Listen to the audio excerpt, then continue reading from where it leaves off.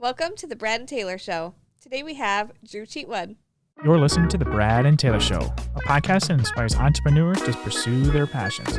We're sitting down with some of the best to learn how they got started and some lessons they learned along the way. Hey, Drew. Hey, guys. How are Brad, you? Taylor. I'm very well. Thank you for having me here. Oh, yeah, for sure. Well, let's get this show started. Tell us a little bit about you and what do you do? My name's Drew Cheetwood. I'm a realtor. I live downriver here. I live in Southgate, Michigan. I have a family of four. Well, I'm the fifth, but there's four others besides me. My wife, Jenna, and I have three girls, Grace, Joey, and Everly. I sell real estate here downriver and make videos, funny, kooky kind of videos. I've actually made a video with your crew, Yeah. Sam, Grima, Yep. Yeah, the Soft Eye. Yeah. That's kind of in a quick nutshell where I'm at currently, what I do today. I like it. So how did you get into real estate? So let's see here.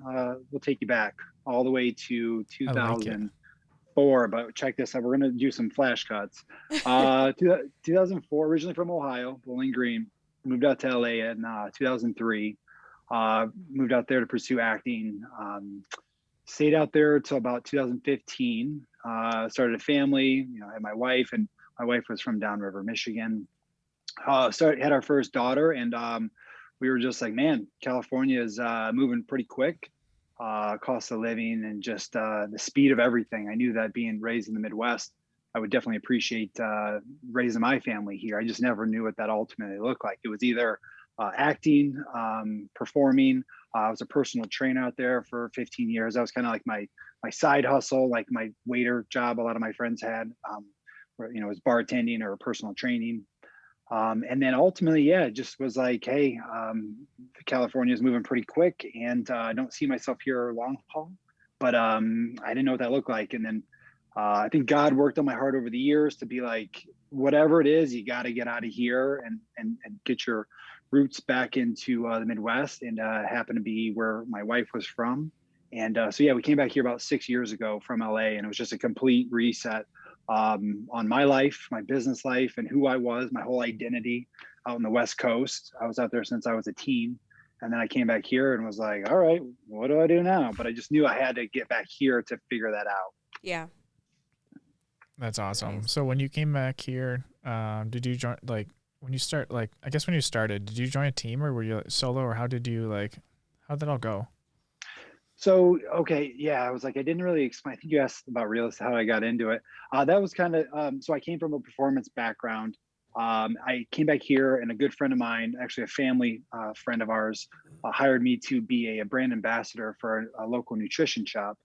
And it was just a great start for me and my family, just to get my footing here and to kind of just make a start, something I could just go to work and kind of figure things out. At 33, I was just kind of looking around like I was, 15 back here, just like didn't know what I was doing. So I got a great start here, and I was able to get in touch with the local community and make videos for the store. The store is XN Sups. It's located in Brownstown, Michigan. Awesome, great deals on all kinds of supplements, and great store, great people.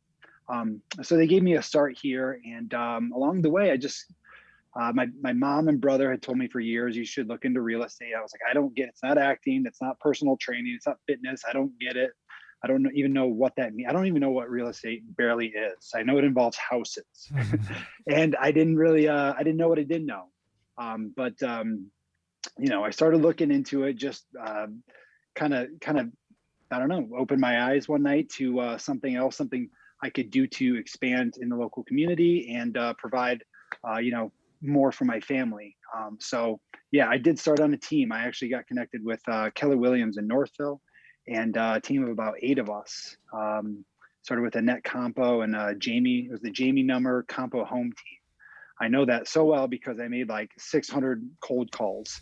I think within my first, 2 weeks or something. I was just like, I didn't even know. I walked in, basically day one. It was just like, get on your headset, get on your phone, and here's a script, and you're just making calls. Yeah. And I was just like, cool. I was like, so we get paid per hour, right? They're like, you don't you don't get paid until like you got to close a home. Or I didn't know so much about it. I was just kind of wide-eyed and bushy-tailed with it all. But it Yeah. was a great, I look back now and I'm like, what a great way to start. Is like, here, like, get uncomfortable, like, get Mm-hmm. out there and make calls, door knock, circle prospect, get uncomfortable. This can be a very comfortable business once you go through a lot of uncomfortableness. And I wouldn't change that start and the kind of roots in the real estate business from where I did. I wouldn't, I'd probably change a thing as far as that start's concerned. Nice. So I know you mentioned you were doing a lot of those cold calls right off the bat. Did you get your first lead Yeah. from a cold call? Yeah. Yeah. I actually, man, I got a few, gosh, probably about, I would say 11 listing appointments when I was there for over about maybe a month. My first month, I got 11 listing appointments, and I was able to get my first sale with a buyer connection from the actual team leader. Mm-hmm. So I had some success, and I was there 3 months. And again, it's just, I think the odds are 85% of realtors drop out, right? After Yeah. about 2 years, I think are the metrics. It might be more. And I see how that's very easy to do. I mean, I'd be remiss if I didn't tell you that I was considering dropping out 100 times in the first couple months in this business, looking for other things. And I made do with a lot of different, I mean, during my building my real estate career, I delivered groceries. I was personal training. I still personal train some online, personal training in person, just odd and, odd kind of jobs just to kind of fill in what it is. I mean, sometimes, because I ended up quitting that nutrition shop ambassador job just to kind of jump all in to real estate. I was like, this is what I Yeah. got to, I just jump in. It was like, well, it's commission based. So I got my first commission, and I was just like, that only lasts so long. And then, so ultimately I had to fill in the gaps in a lot of respects. And I was a delivery guy for Shipped, for 2 years, just trying to, I mean, probably the first year in real estate, I was really delivering a lot. And then I'll never forget my last showing about 3 years ago. I did my last delivery, went to my next listing appointment. I'm sorry, my showing appointment, sold that house. And, God bless me. I haven't been able to go back to deliver groceries because I've been busy enough in real estate. But Yeah. no harm, no foul in it. We all just have to, it's not as easy as sometimes it looks like people get into this and they're selling a lot of homes and they're doing a lot of things. And it's like, I definitely come from a place where I have been through like the muddle in real estate, and most people have. I don't know too many Mm-hmm. people that just jump into it and they're like, I'm crushing. Yeah. There's a lot to pay, a lot to earn. And I did a lot of jobs just to kind of make ends meet, and that's what a lot of us do, right, to get to where we want to be. So Yeah, for sure. It's different for everyone starting out. Most people I have heard of are like the same boat you were in. Their leads don't come in right off the bat. It takes time, and they have to just keep pushing through. Don't give up, and then yeah. eventually you get to where you are now. Right. And so I'm going into year 6, and I still, man, I don't take anything for granted. Or I still like to go out and earn it. I still, cold call. I still door knock to a much more specific, in a more specific way. It's not as blind as kind of it was before. It's just kind of like mass calling, and Yeah. now I definitely target it more so to for sale by owners in the area, or door knocking specific neighborhoods with kind of a real goal in mind. So yeah, it's, we paid our dues, but I remember what it was to just be in that infancy and so unsure. And so, you got to provide for your family, and that's number one. So it's like either I go out and make these calls, knock on these doors, or like if I'm not doing that, that was all I knew how to do in the beginning to provide for my family. And I knew that long-term success in this was doing those things that make you uncomfortable. It's so hard to do though, because I'm such like I like to think I'm outgoing and personable, but I'm like, gosh, sales, like I don't like that salesy feeling. So I learned that kind of just to sell, who I am. Here's a service that I do offer, and it became less salesy and just more like, I'm here if you need me. I'm gonna bust my ass for you. Yeah. along the way to get you, the house you want, or sell you your house for as much money as the market will allow. Nice. And I know you mentioned you were in acting before and you do videos now. You have kind of a unique way to market yourself. Can we chat about that a little bit? Yeah, for What sure. kind of videos do you do? Well, they're kind of kooky, kind of silly. I so A very early piece of advice in this business was to find my niche, right? There's so many unique realtors around, right? When I got into this, I had in my own mind the perception of like the old school kind of more antiquated realtor. Nothing wrong with that, just a different time. And it wasn't who I was. So I was trying to be Yeah. like a suit wearing, like hair slicked back. And like, I was like, I looked in the mirror, I was like, what character? What am I doing? I didn't feel like myself. Yeah. So a mentor in this business told me, just like, find your niche, be who you are in this. That way, if you do fail, at least you fail being yourself, right? And you can take that on to whatever it is you're gonna do. So about 3 months, 4 months in, I was like, all right, for better or worse, I'm gonna do this thing. And what do I know how to do? What's my skill set? I know I'm gonna work hard for my clients. Where are they? Yeah. So I just started producing and shooting this content that was takes on, pop culture, original content that I would just, write and shoot. And a lot of times, it used to be, still is to this day, if I don't have the actors, it's me playing different characters and just kind of um, mostly comedic. I think 98% of my stuff is meant to have you laugh at somewhere in there. And if nothing else, if you don't think of me to go, by yourself, you never have to, at least maybe it brightens up your day. And I'm bringing some sort of like love and light and laughter into this world ultimately. So it doesn't always click with everyone, but I'm not after everyone, like I'm after the Yeah. people that, you're going to attract who you are. And I've had some of my best friends be like, I didn't get that last video at all. And then I'll make something 2 weeks later and like, that was the funniest video I've ever seen you make. Like, that was amazing. So it's like, not everything's going to pop, but I'm just definitely after what I think is funny and going to lift someone's day up. And then I slide in my listings and, Yeah. what I do and how I can, market my clients basically.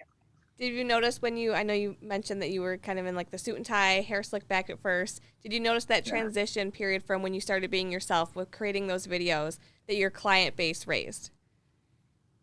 Yes. And it's Yeah. always people that are, you would never suspect that, watch them. I had my a guy, a pastor at my church, Kirby Church out in Huron Township, would never in a million years think that guy, watches any of my content.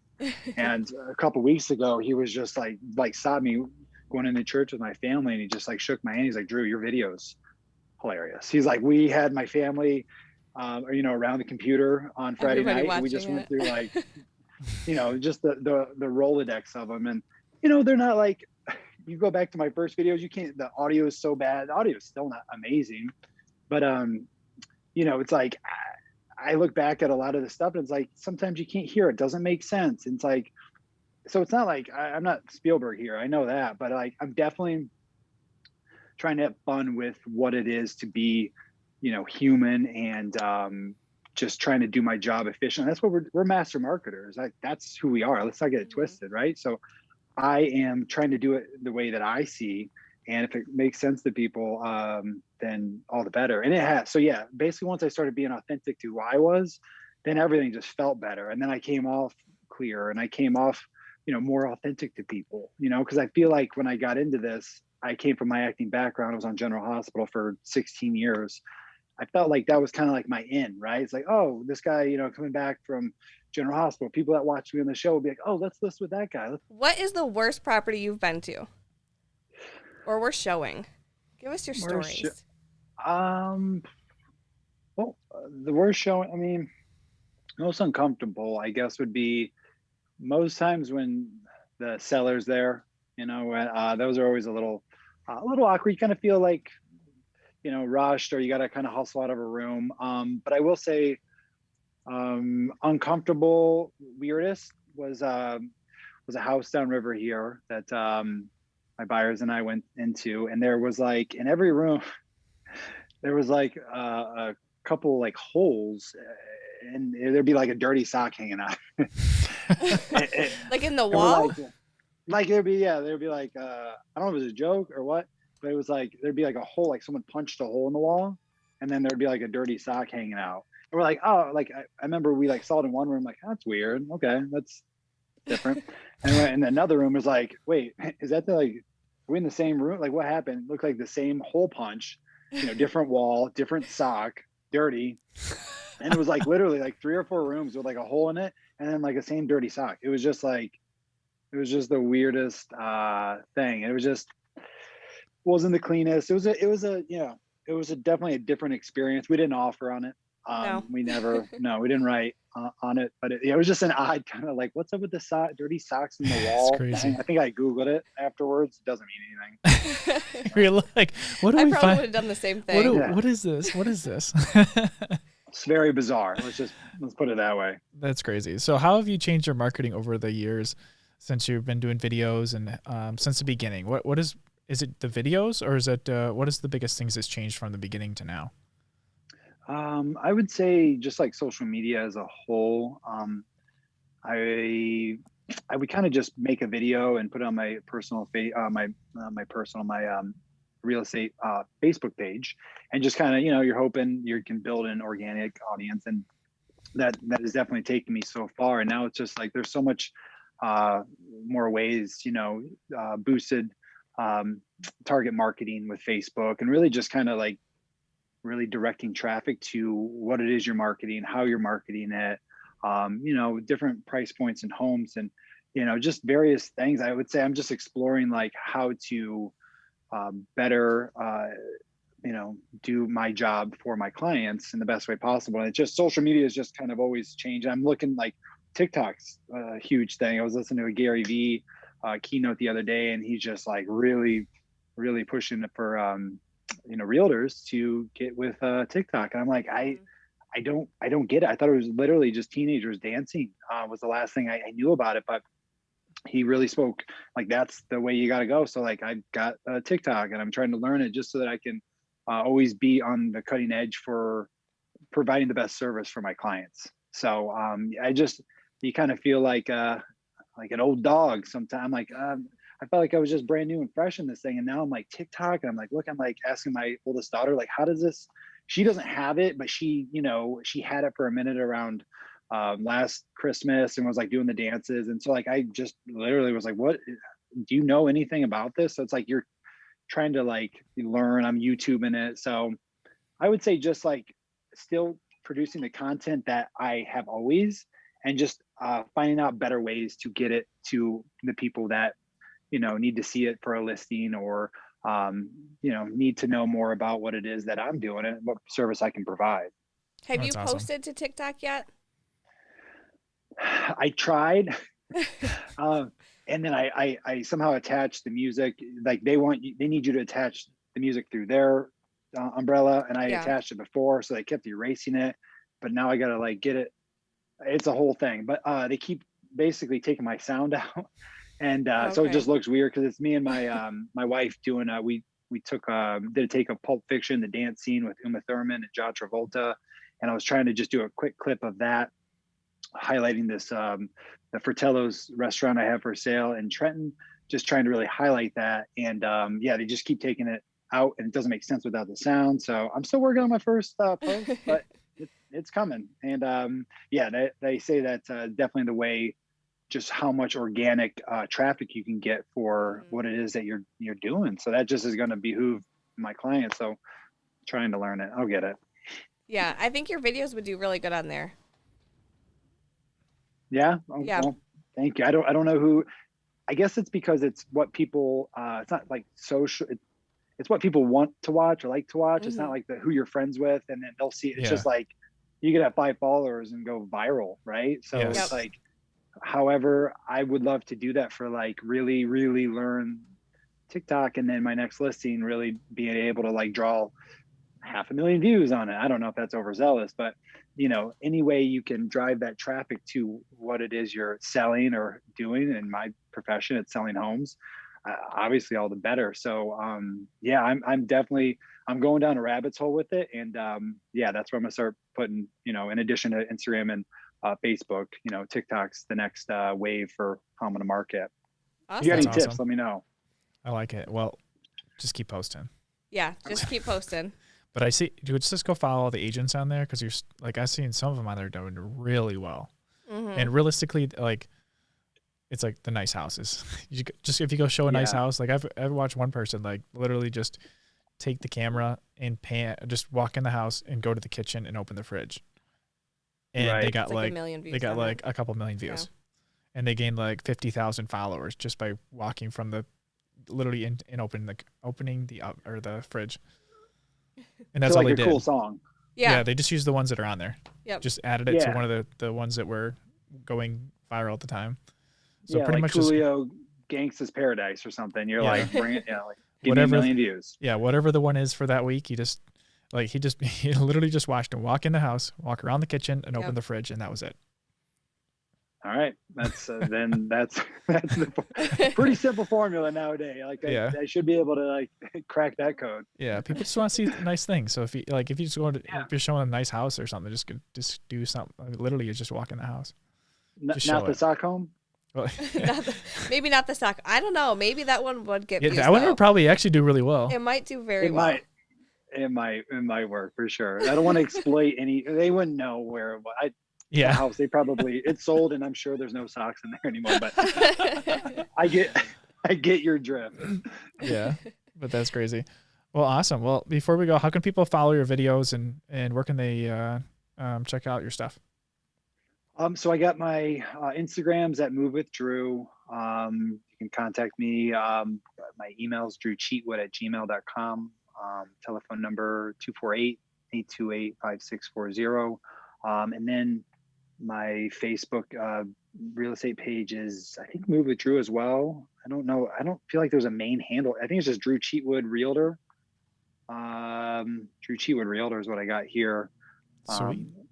Yeah, I think that's it. Just Google this guy. I always say, don't Google me. Just go to these specific social media sites, because there's a Google that if you do Google me, you're gonna be like, this ain't my guy, because some of the first videos are me like taking my shirt off and doing like crazy, like my alter ego is Magic Milo. So it's like people Google me and they're like, hey, I think I looked you up, but it doesn't look like you sell real estate. It looks like you're just like a stripper. I'm like, oh yeah, it's kind of like, that was a while ago. But yeah, it's still me. I do sell houses, and I'll provide the best service possible. So yeah, try to stick to the social media that I gave you. Sweet. Sounds good. Well, awesome. Hey, thanks for coming on and sharing your story with us today. Thank you for having me, guys. Really appreciate it. And have a Merry Christmas. You too. Thank you. Are these working? All right. There we go. Oh, there we go. I think they're working. Should we tell them? Mine keeps falling. It doesn't like my voice. What do we got to tell them? Subscribe. Subscribe? What do we got to point at? Hey, I think there's a subscription button. Like it might be there. It might be right there too. Somewhere. Find it. It's red. Yeah. And it's blue. It's green. I don't really know. It's a color. This mic isn't even attached. Did you plug these in? Well, I guess. I wonder if they can hear us. Yeah, I wonder if they hear us. Well, we should probably tell them if they can hear us. We should probably tell them also give us a 5-star review if they listen to on Apple. That'd be cool. 5 stars, review. Guys. Share it with everybody they can think of. We won't take 4 stars. I mean, Taylor, I don't even think these are on. I mean, I don't think this is working. This is not working.